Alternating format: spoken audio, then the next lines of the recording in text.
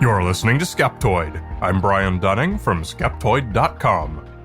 Pouring cold water on cryotherapy. One of our most abundant renewable resources is bogus medical therapies.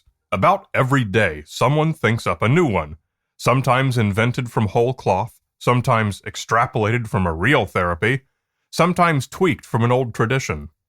Today we're going to look closely at one such spin the wheel and create an alternative therapy, cryotherapy. Don't confuse this with medical cryotherapy, the freezing off of tissue, usually called cryoablation. Alternative cryotherapy is a hijack of an actual medical term repurposed to refer to the use of what they call a cryosauna, the opposite of a regular sauna. Rather than applying ice to a specific body part, a cryosauna is used for what they call whole-body cryotherapy. It's a small room for one or more people, cooled by liquid nitrogen to extreme temperatures, usually about minus 125 Celsius or minus 200 Fahrenheit, but sometimes advertised as low as minus 170 Celsius or minus 275 Fahrenheit.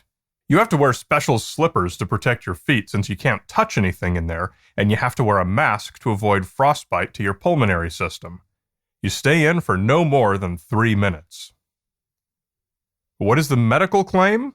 Unfortunately, as it is with so many alternative therapies, cryosaunas are claimed to cure just about anything the proprietor says, and they all have different spiels.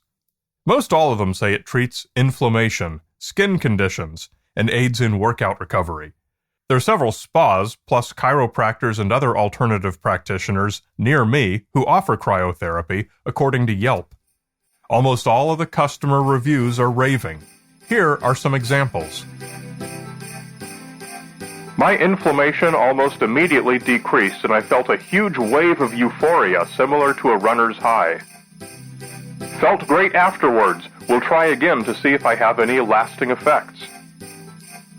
I feel euphorically energized after each session, and I have noticed that my tendinitis has gotten better after 2 sessions. I feel so good afterwards. I can tell this cryotherapy is helping to heal my body. Why do these people feel so good unless there's something to cryosauna therapy? Is it possible their reaction comes from something other than genuine treatment of some medical condition? The evidence shows that it probably is. If you're like me, you've done the polar bear plunge a few times. In my case, it's skinny dipping into a High Sierras lake with a big iceberg floating in the middle at 3,500 meters. I've also jumped out of the hot tub in midwinter in Lake Tahoe and plunged into the powder snow. It's quite a shock and gives you a real rush. But that's not just me saying so, that's real science. When we jump or fall into very cold water, our bodies go into the cold shock response. This is what causes most drownings in extremely cold water. It is an uncontrollable gasping that often causes you to gulp in water. A sudden plunge into any massive temperature change also triggers the acute stress reaction, known as the fight-or-flight response. Among its numerous physiological changes throughout the body are the production of dopamine in the brain and a great dump of adrenaline into the bloodstream, which produces endorphins. It is, for real, a rush. You will walk out of the cryosauna ready to rock and roll, shouting something like, "Wow, that was incredible, let's do it again!" But before you pull out your wallet and start throwing money around, note that you can also get the same result at home for free by simply getting into the shower and turning on the cold water. But wait, you say. A cold shower is water that may only be 15 degrees Celsius or 60 degrees Fahrenheit, which is not nearly as cold as the cryosauna. This is true, but it's also true that these two different environments will indeed extract heat from your skin at about the same rate. Air is a terrible heat conductor, while water is an excellent heat conductor. Water can remove heat some 25 to 30 times more efficiently than air can, so cold water is just as effective as a hyper-cold cryosauna. Some athletes have been doing the cold water version for some time, ice baths, usually a bathtub full of water and ice. This is great for orthopedic sore spots like shoulders and knees that might need an ice pack after a workout, combined with the rush from the shock response. You would come out of an ice bath numb and euphoric. At least you would at first. Testing done in 2005 showed that sudden immersion in cold water is something we adapt readily to.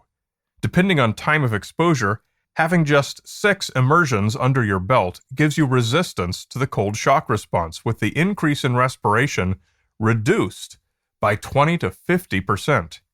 Your brain learns, oh, I guess this is not going to kill me after all. And the rush you get from an ice bath, and presumably from a cryosauna, though this was not in the study, will diminish once you've done it a few times. In short, you get used to it, and won't get as much out of it after a few visits. So this leaves us with the amazing medical claims made by some of the proprietors of these cryosaunas.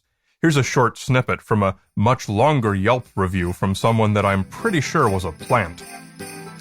There is also a bunch of studies around using cold therapy for many other health benefits, including helping men with fertility issues, mental health issues, as well as helping with long-term pain relief, arthritis, and depression. The owner then replied, possibly to himself, I have seen cryotherapy provide very positive responses for psoriasis and eczema. It is interesting to see how skin health improves by reducing systemic inflammation. There exists a holistic solution to replace NSAIDs and medications. Cryotherapy can be very effective at treating fibromyalgia, chronic fatigue, and other inflammatory conditions. None of those claims are supported by evidence, and few of them have any plausibility.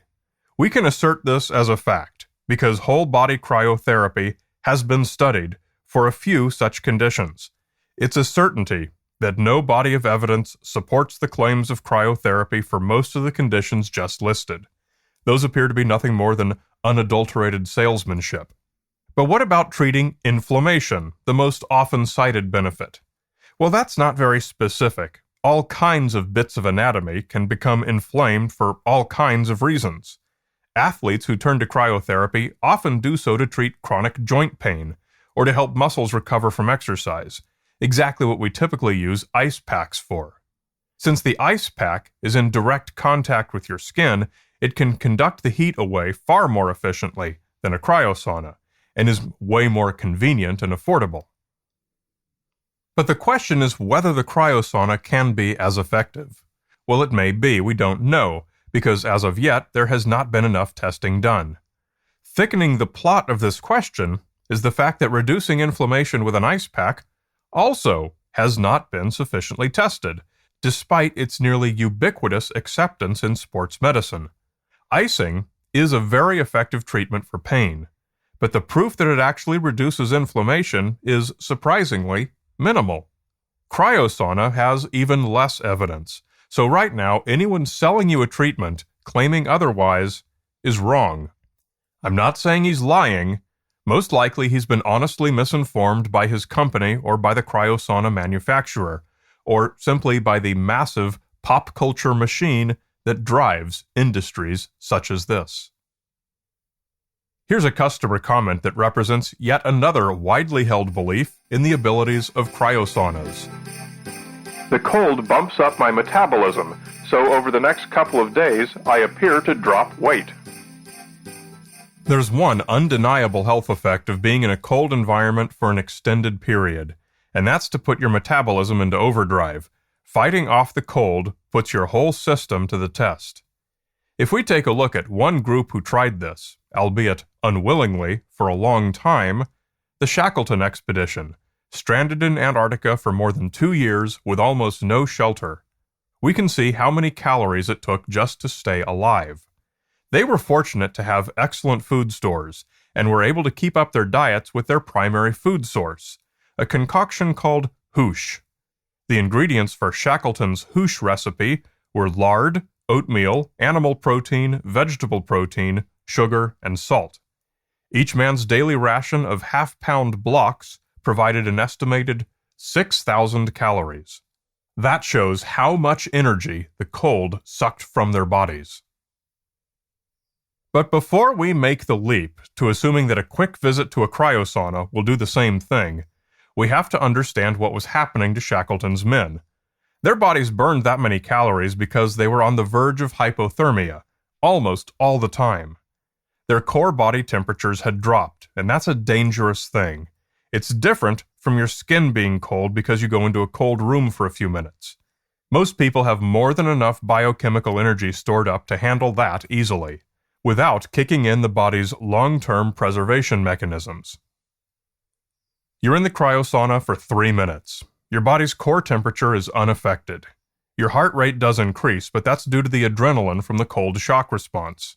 If your visit to the spa is in the hope of burning calories, you could probably get better results by simply jogging for 2 minutes, or running up 2 flights of stairs. It just isn't enough to make any noticeable difference. Everyone wants a miracle treatment. Everyone wants to spend 3 simple minutes to gain radical health benefits and an edge in their sports performance. It's perfectly natural and normal to want such things. It's just, sadly, not very realistic. Visit a cryosauna in the hope of obtaining a medical benefit, and the chances are that you're going to be disappointed.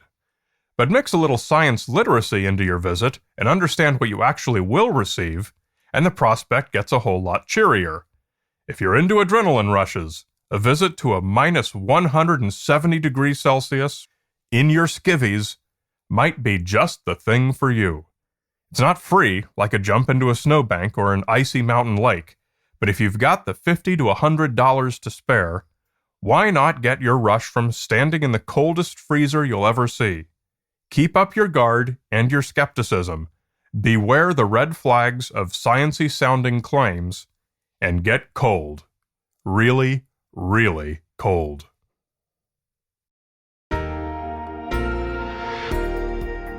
I need to give big thanks to those of you who support Skeptoid financially through the tax-deductible monthly micropayments.